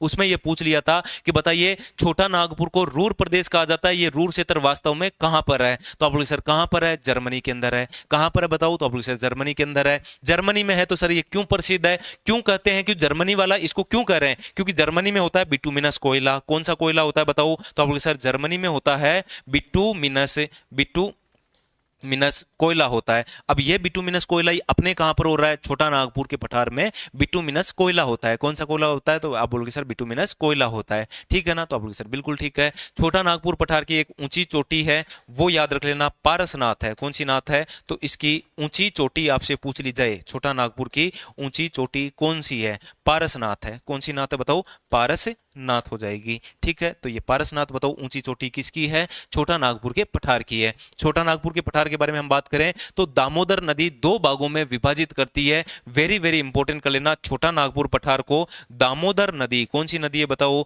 तो दामोदर नदी है सर। ये नदी जैसे कि ये पठार है छोटा नागपुर का, अब बीचों बीच से क्या नदी निकलती है, तो आप बोलोगे सर दामोदर नदी निकलती है। इसका मतलब ये दो भागों में विभाजित करती है, तो दामोदर नदी है दो भागों में विभाजित करती है। कितने भागों में विभाजित करती है, दो भागों में। दो भाग कौन कौन से, वो एग्जाम में क्वेश्चन पूछ लिया जाता है। एक तो उत्तर का क्षेत्र है वो हजारीबाग कहलाता है, दक्षिण का क्षेत्र रांची का पठार कहलाता है। तो आप बोले सर ये तो देखो उत्तर है, ये तो क्या है उत्तर, और उत्तर में कहा जाता है हजारीबाग का, क्या कहा जाता है, उत्तर में है हजारीबाग का पठार। कौन सा बाग का, हजारीबाग का पठार। दक्षिण में, तो दक्षिण में है ये आपका दक्षिण है, और दक्षिण के अंदर है रांची का पठार। तो आपसे पूछ लिया जाए ना कि रांची का पठार, हजारीबाग का पठार किसका भाग है, छोटा नागपुर का। कितने भागों में दामोदर नदी बांटती है, दो भागों में। इस छोटा नागपुर के पठार को दो भागों में बांटती है। ठीक है ना, चलिए दामोदर रिवर बिल्कुल सही कह रहे हैं। ओके, सभी का आंसर अच्छा है, साथ साथ में लिख के भी बताइए आप। बताओ याद हुआ कि नहीं हुआ, छोटा नागपुर पठार सभी को याद हो गया होगा। तो आगे अपन चर्चा कर लेते हैं शिलोंग का पठार।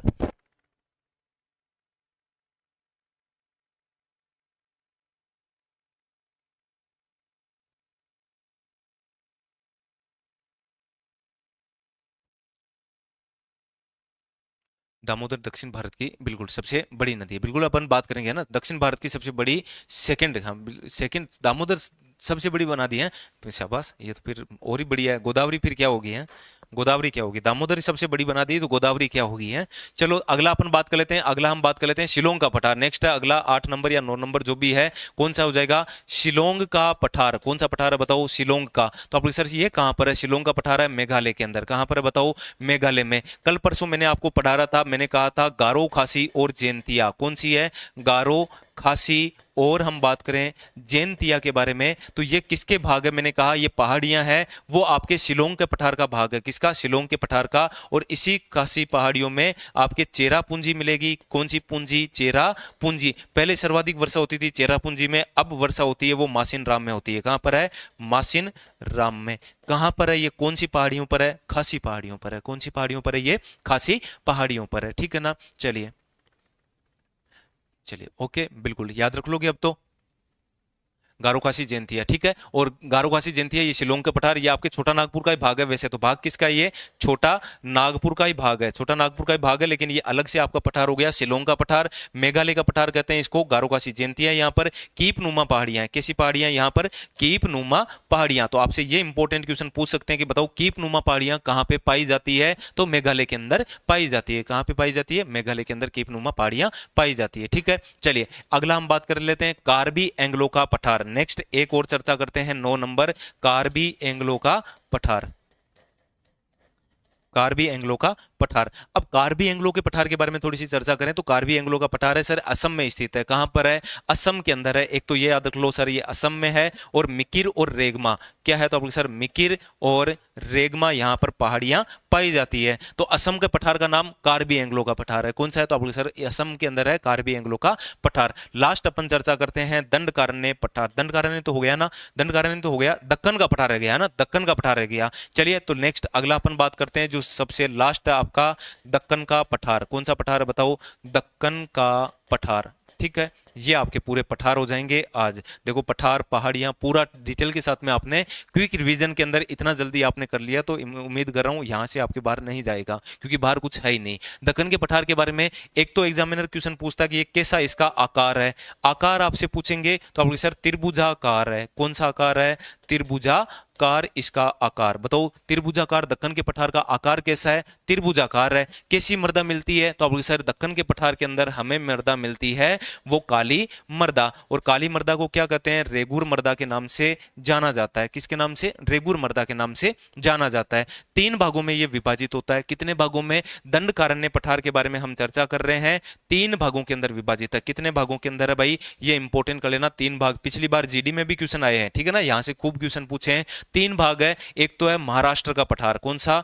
महाराष्ट्र का पठार है। एक है आपका आंध्रा का पठार, एक है आपका आंध्रा का पठार, और एक है आपका कर्नाटक का पठार। नहीं हम बात करें आंध्रा का पठार, और ये हो गया आंध्रा का पठार हो गया। और एक बिल्कुल हम बात करें तो महाराष्ट्र, आंध्रा और कर्नाटक का पठार। कौन सा हो जाएगा? कर्नाटक का पठार। ये 3 भागों में दंडकारण्य पठार 3 भागों के अंदर, या आपके दक्कन का पठार है वो 3 भागों के अंदर विभाजित किया गया है। ठीक है ना, चलिए ओके,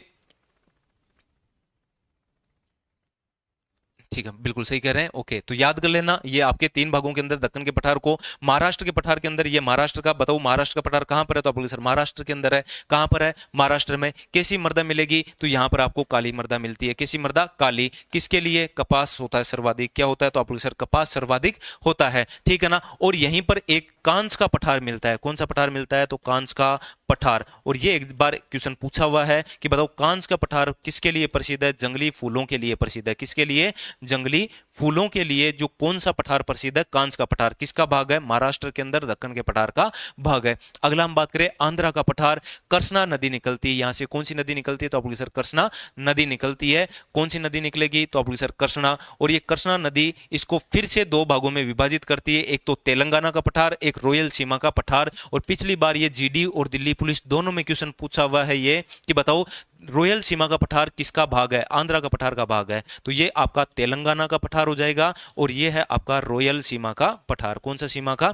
रॉयल सीमा का पठार हो जाएगा। ठीक है ना। चलिए लास्ट अपन बात करते हैं कर्नाटक के पठार के बारे में। कावेरी नदी है। कौन सी नदी निकलती है यहां पर? तो आप सर यहां पर है कावेरी नदी। और कावेरी नदी भी वापस कर्नाटक के पठार को 2 भागों में विभाजित करती है, न्यू मंगलोर और मैसूर का पठार। कौन सा पठार हो जाएगा? न्यू मंगलोर का पठार। और आपके ये है आपका मैसूर का पठार। तो ये आपके पूरे के पूरे पठार मैंने कंप्लीट करवा दिए। अगली वाली क्लास भी है, उससे पहले पहले मैंने पूरे जितने भी थे आपके वो डिटेल के साथ में चर्चा कर ली। ठीक है ना। चलिए चलिए, तो फिर आज इतना ही करते हैं। जुड़े रहिए चैनल के साथ में, और बाकी क्लास को आप लाइक जरूर कर देना। धन्यवाद दोस्तों।